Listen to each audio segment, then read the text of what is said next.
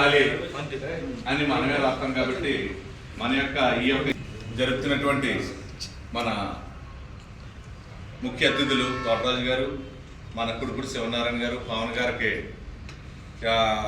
ఈ కార్యక్రమాన్ని జరిపించడానికి ముఖ్య ఉద్దేశం ఈవేళ మనం ఈ ఏర్పాట్లు చేశారు. కాబట్టి మనం కూడా వారికి పాత్రికేయులు అందరూ కూడా ప్రత్యేక ధన్యవాదాలు. ఈ పాత్రికేయ దినోత్సవాన్ని ఉద్దేశించి ఒక 4 మాటలు మాట్లాడవలసిందిగా మన తోటరాజు గారిని కోరుతున్నాం.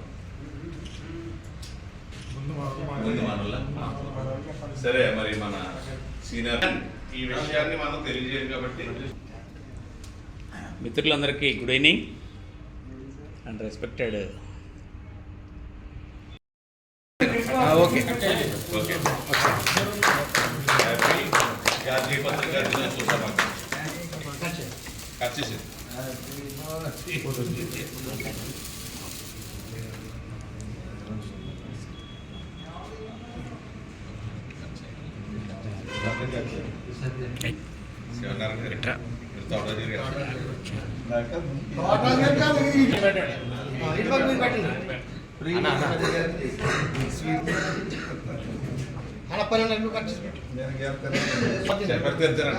ఎవరైనా సరే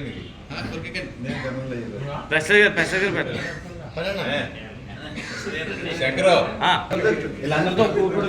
ఉన్నది మాట్లాడాలి, ఇబ్బంది ఏం లేదు.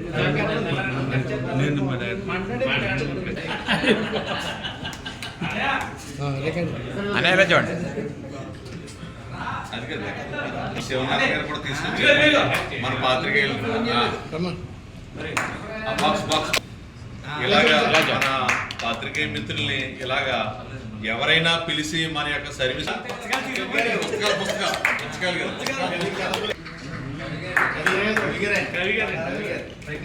అవి కోవిదులు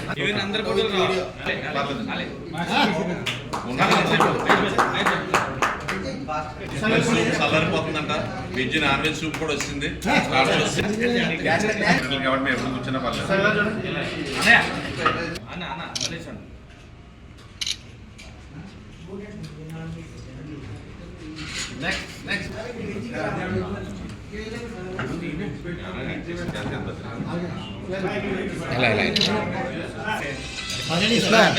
అక్కడ చూడండి. మా సీనియర్ గారిని వచ్చి సిరి సత్కారాన్ని స్వీకరించండి. బాక్స్ అంటే ఏంటది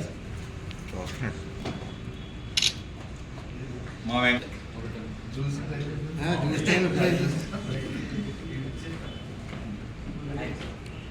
మా మా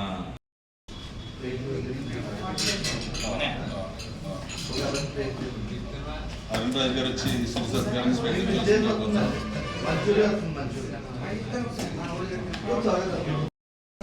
సిదిగి నలిగి అలసి స్వలసి ఉన్నటువంటి మా మిత్రుడు నెక్స్ట్ మా గిరిగారిని వచ్చి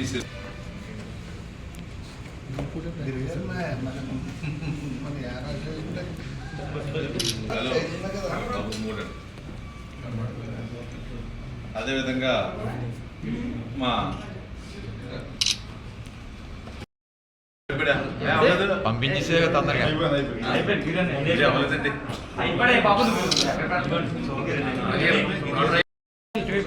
మనకు దొరకపోయి ఎందుకని పక్కన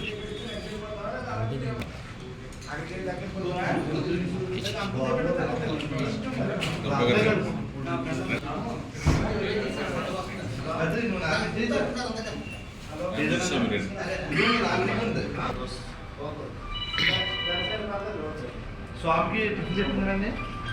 స్వామి ఆయన ఎంత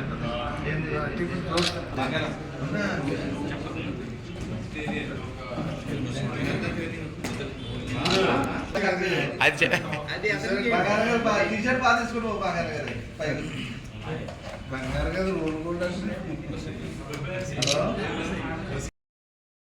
బాక్స్ బాక్స్ మన ముందు గిఫ్ట్ అది అక్కడ తెచ్చిపెట్టి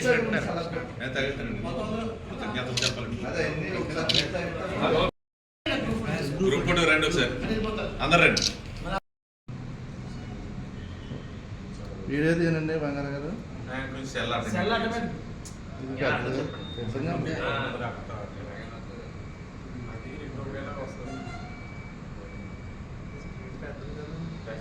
ఓకే సార్, ధన్యవాదాలు. ఫోటో తీసాను కదన్నా. ఈరోజు నేను సెల్లో చూసినప్పుడు పాత్రికేయ దినోత్సవం ఉంది కదా, బంగారం ఏంటి ఏం చేస్తున్నారు అసలు ఏంటి అడవి ఏంటి అని అడిగినది. అడిగినప్పుడు నాకు బంగారం నాకు ఏమి లేదు సార్, ఏం చేసుకోవట్లేదు అని చెప్పాడు. లేదు తమ్ముడు, నేను ఉన్నానని మర్చిపోకండి, ఈరోజు తప్పకుండా మనందరం కూడా సరదాగా కలిసి ఆనందంగా మనం ఈ కార్యక్రమం చేసుకుందాం అని చెప్పేసి నేను చెప్పడం జరిగింది. కారణం ఏంటంటే ఇప్పుడు పాత్రికేయులు అంటే ఇందాక శ్రీమన్నారాయణ గారు చెప్పినట్టుగా వారికి చాలా విలువలతో కూడినటువంటి జాబ్ అండి అది. వారిది కలం అనే ఆయుధంతో, ఒక పెన్ను కాదు కలం, ఈ పెన్నుతో వారు రాసేటువంటి ప్రతి అక్షరంలోని ఏదైనా చిన్న తప్పున్నా కూడా చాలా ఇబ్బందులు వస్తాయి. ప్రతి అక్షరాన్ని కూడా వాళ్ళు రాసి ఎక్కడ ఏ సమస్యలు ఉన్న సమస్యలపై పోరాడుతూ, ఎక్కడైనా అన్యాయం జరిగితే అన్యాయం పైన పోరాడుతూ మరి వారి జీవన గమనం సాగిస్తూ ఉంటారు. ఇందాక శ్రీమన్నారాయణ గారు చెప్పినట్టు ఎవరైనా సరే పాత్రికేయులందరికీ ఫస్ట్ ప్రయారిటీ ఇస్తారు. వారు వచ్చి కూర్చుని వారితో సంభాషణ మాట్లాడటానికి ముందు ఎంతమంది ఉన్నా కానీ ఏ ఆఫీస్కి వెళ్ళినా ఏ ఆఫీసర్ అయినా సరే ముందు పాత్రికేయులకు వారికి ప్రయారిటీ ఇచ్చి వారితో వచ్చినటువంటి విషయాన్ని గురించి మాట్లాడి వారిని పంపిస్తూ ఉంటారు. నేను ఈరోజు మనందరూ ఇక్కడ కలవడానికి ప్రధాన కారకులైనటువంటి చక్రవర్తి గారు అలాగే మన బంగారం గారికి ప్రత్యేకమైన నమస్కారాలు తెలియజేస్తున్నానండి. ఎందుకంటే మిమ్మల్ని అందరినీ ఇలా కలిసి ఈ 2 నిమిషాలు మాట్లాడుకునే భాగ్యం, అలాగే మీ అందరితో కలిసి మీకు ఒక చిరు సన్మానం చేయాలనుకున్నాను, అది కూడా జరగడం నా అదృష్టంగా భావిస్తున్నాను. ఇందాక మరి మా గణేష్ అన్నట్టు కానీ లేకపోతే గిరిగారు అన్నట్టు కానీ యానంకి ఎప్పుడు ప్రత్యేకత ఉంటుందండి. యానంలో ఉన్నటువంటి మా పాత్రికేయులు అందరూ కూడా సోదర భావంతో వాళ్ళు కలిసిమెలిసి ఉంటారు. ఒక్కరికి పాస్ అయితే మొత్తం జ్ఞానం అంతా ఆ పాత్రికేయులందరికీ కూడా పాస్ అయిపోతుంది. ఏదైనా చిన్న విషయం ఒక పాత్రికేయులకు తెలిస్తే వాళ్ళకి అందరికీ తెలుసు. వాళ్ళ ఏ విధమైన కాంట్రవర్సీలు ఉండో ఎప్పుడు ఇక మీద కూడా రావు.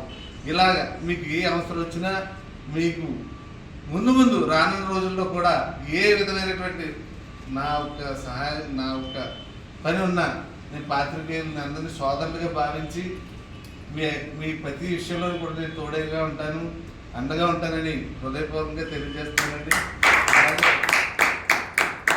మేము అతిథులుగా వచ్చామనుకోవాలా లేకపోతే స్నేహితులు వచ్చామనుకోవచ్చు. పత్రిక అంటే ఇక్కడ వస్తూ కూడా ఈ ఛానల్ ఆఫ్ చేసి చూస్తూ ఉన్నాం ఏం జరుగుతుంది, గంటకి ప్రతి నిమిషానికి ఏం జరుగుతుంది అనేది ప్రజలకు తెలియజేసేదే పత్రిక. పత్రిక అంటే ప్రజల కోసం పనిచేసేదే, ప్రభుత్వాల కోసం పనిచేసేది కాదు పత్రిక.